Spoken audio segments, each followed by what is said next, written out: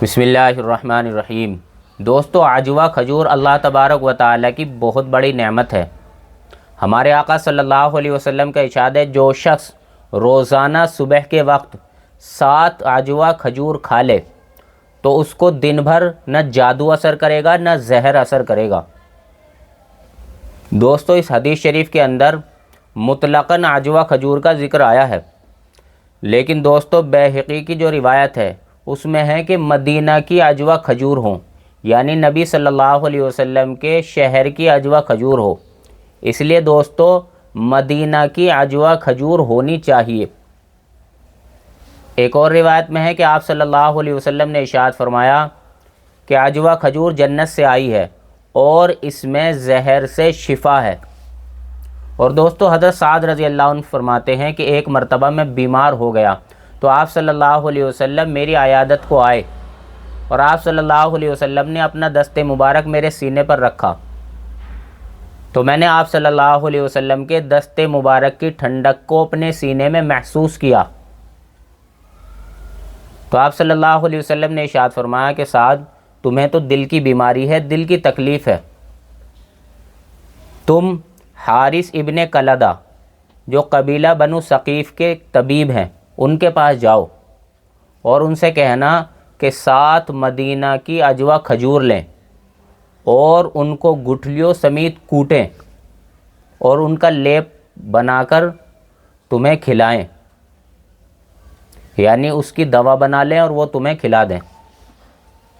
تو دوستو ہمارے آقا صلی اللہ علیہ وسلم نے عجوہ کھجور کو دل کی بیماری کے علاج کے لیے بتلایا ہے، اور اسی طریقے سے ہمارے آقا صلی اللہ علیہ وسلم نے جادو اور زہر سے حفاظت کے لیے بھی بتلایا ہے۔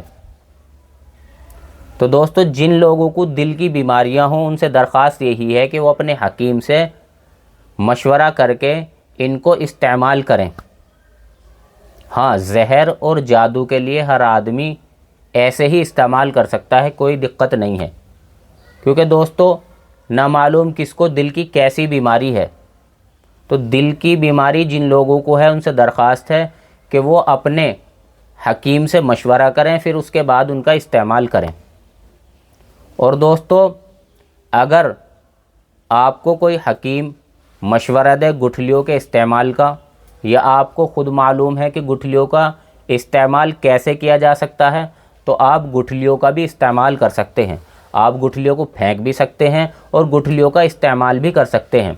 دوستو حضرت نانوتوی رحمۃ اللہ علیہ کے پاس جب مدینہ سے کھجور آتی تھی تو آپ ان کو تقسیم کرتے اور یہ فرماتے بھئی کھجور تم لے لو اور گٹھلیاں ہمیں دے دو۔ بھئی کسی نے پوچھا حضرت آپ ان گٹھلیوں کا کیا کرتے ہیں؟ تو حضرت نانوتوی نے فرمایا تھا کہ دیکھو میں ان گٹھلیوں کو سکھا لیتا ہوں، پھر ان کو باریک کر کر کے کوٹ لیتا ہوں، یعنی کوٹ کے انہیں باریک کر لیتا ہوں، پھر ان گٹھلیوں کی باریکیوں کو میں سرمے کے اندر اور دوائیوں کے اندر استعمال کر لیتا ہوں اور اللہ تبارک و تعالی شفا دے دیتے ہیں۔ تو دوستو اگر کوئی حکیم آپ کو مشورہ دے کہ آپ اس طریقے سے ان گٹھلیوں کو استعمال کر سکتے ہیں تو آپ کسی حکیم کے مشورے کے مطابق ان گٹھلیوں کا استعمال بھی کر سکتے ہیں۔ اور اگر آپ ان گٹھلیوں کو پھینکنا چاہیں، یعنی عجوہ کھجور کی گٹھلیوں کو پھینکنا چاہیں تو پھینک بھی سکتے ہیں، کوئی دقت نہیں ہے۔